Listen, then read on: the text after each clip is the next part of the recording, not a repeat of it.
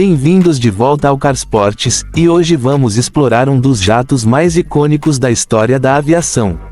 Uma máquina que marcou a transição dos motores a pistão para a era dos aviões a jato, e que também teve papel importante nos céus do Brasil. Estamos falando do lendário de Havilland Vampire. Elegante, com seu design de cauda dupla e visual futurista, este jato foi um dos pioneiros do campo de batalha aéreo moderno. Mas o que faz o Vampire ser lembrado até hoje? Como ele serviu o Brasil? E se em 2026 esse avião fosse equipado com mísseis brasileiros modernos, como ele se sairia, e quanto custaria tudo isso? Vem comigo que a gente vai descobrir cada detalhe. A história do Vampire começa logo após a Segunda Guerra Mundial, quando os engenheiros de aviação tentavam ultrapassar os limites dos motores com hélice. O Reino Unido, já avançado em tecnologia de jatos com o Gloster Meteor, queria um caça ainda mais compacto e eficiente, pronto para enfrentar os desafios do futuro. Então entra em cena a de Havilland e seu motor turbojato Goblin, pequeno, potente e revolucionário. Esse motor permitiu o design único do Vampire, uma fuselagem central com duas hastes traseiras conectando a cauda. Para a época, parecia algo saído da ficção científica. O Vampire foi construído com uma combinação de metal e madeira, uma herança do trabalho da de Havilland no bombardeiro Mosquito. Mas não se engane com o uso de madeira. Ele era rápido, resistente e extremamente ágil. Foi o primeiro caça-jato da Royal Air Force capaz de operar em pistas pequenas e até em porta-aviões. Imagine isso, enquanto muitos países ainda voavam aviões a hélice, o Reino Unido enviava para o ar uma nave de tecnologia avançada para qualquer tipo de missão. Movido pelo motor Goblin com cerca de 3.100 libras de empuxo nas primeiras versões, o Vampire atingia velocidades acima de 880 km por hora. Hoje isso parece pouco, mas naquela época era algo impressionante.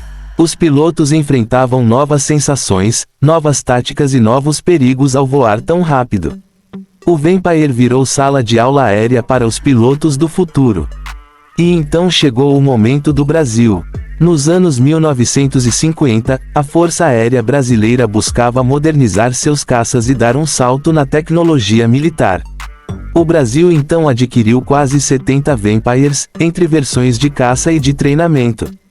Eles ajudaram a formar pilotos brasileiros para operar, mais tarde, jatos mais avançados como o Gloster Meteor e os Mirages. O Vampire, no Brasil, representou muito mais que um caça.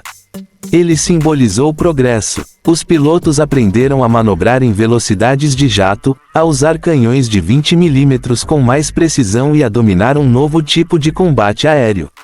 Podia voar a cerca de 13.000 metros de altitude, carregar 4 canhões de 20 mm e ainda lançar bombas e foguetes contra alvos em solo.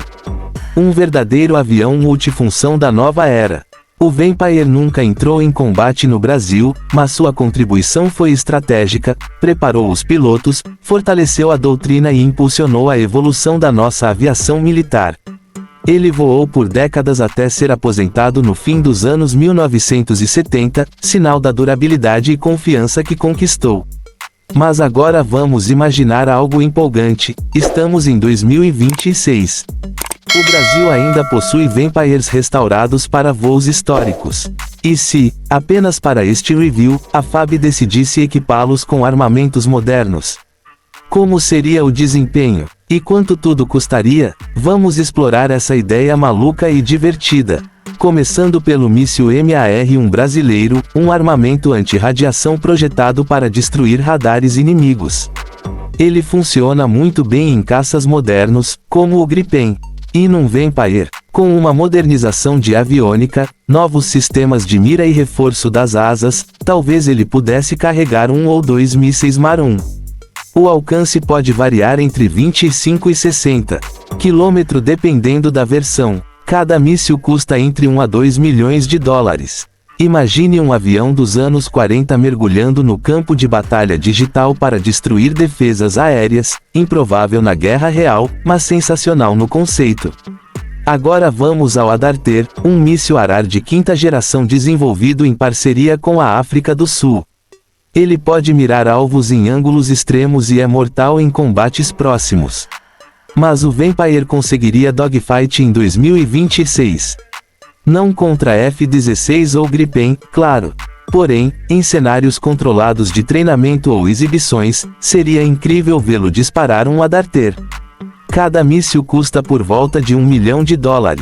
Se colocássemos 4 deles em um Vampire, só os mísseis custariam mais caro do que o avião inteiro custou quando foi comprado nos anos 50. O míssil antinave Mansup também entra nessa conversa. Nem pensar, ele é grande demais para o Vampire, projetado para navios e caças modernos de ataque marítimo. Seria impossível integrá-lo fisicamente. Agora falando de ataque ao solo, o Vampire no passado carregava bombas simples e foguetes. Em 2026, ele poderia receber bombas guiadas brasileiras do tipo SMKB, baratas em comparação a mísseis, na faixa de 45 a 80 mil dólares por unidade. Com pods de mira modernos, o Vampire se tornaria um caça de ataque leve bem preciso, mas apenas em áreas de baixo risco. Um avião antigo com um cérebro moderno ainda pode fazer estrago. Mas tudo tem limites. O motor do Vampire tem pouco empuxo comparado aos jatos atuais. Seu alcance e velocidade são menores. Qualquer armamento grande demais prejudicaria muito sua performance. Em 2026, seu uso seria limitado a treinos, demonstrações e voos especiais, nada de guerra real contra ameaças modernas. Ainda assim, a mistura de história e tecnologia atual criaria um visual incrível e muito simbólico. Agora vamos falar de custos. Modernizar um único Vampire com aviônica digital, reforços estruturais, novos sistemas elétricos, sensores, telas multifuncionais e integração com armas modernas poderia custar entre 5 e 10 milhões de dólares. É um upgrade caro para um avião tão antigo. E os mísseis? Cada Adarter ou Marum custa mais de $1 milhão. Só 2 MAR-1 já ultrapassariam 4 milhões de dólares somando integração, testes e manutenção. Ou seja, mesmo que fosse tecnicamente possível, seria muito pouco econômico usar o Vampire como plataforma de combate em 2026. Os tempos mudaram, e os custos também. Voltando para a história mundial, o Vampire não fez sucesso apenas no Reino Unido e no Brasil. Ele foi exportado para 31 países diferentes, tornando-se um dos jatos mais utilizados no início da era do jato. E tem outro feito incrível: ele foi o primeiro jato a pousar e decolar em um porta-aviões no mar, abrindo caminho para o futuro da aviação naval. Os pilotos adoravam voar o Vampire. O avião era estável, fácil de controlar e tinha excelente visibilidade do cockpit. A principal dificuldade estava na hora do pouso. Vindo de aviões a hélice, alguns puxavam o manche demais na aproximação e acabavam com aterrissagens pesadas, até acidentes. Mas com treinamento, o Vampire se tornou uma máquina segura e divertida de pilotar. E não dá para ignorar sua beleza. O design de cauda dupla virou marca registrada, inspirou outros aviões ao longo das décadas e continua chamando atenção nos céus até hoje. Ele não é apenas um avião, é uma obra de arte que voa. Ainda hoje, Vampires restaurados se apresentam em shows aéreos pelo mundo.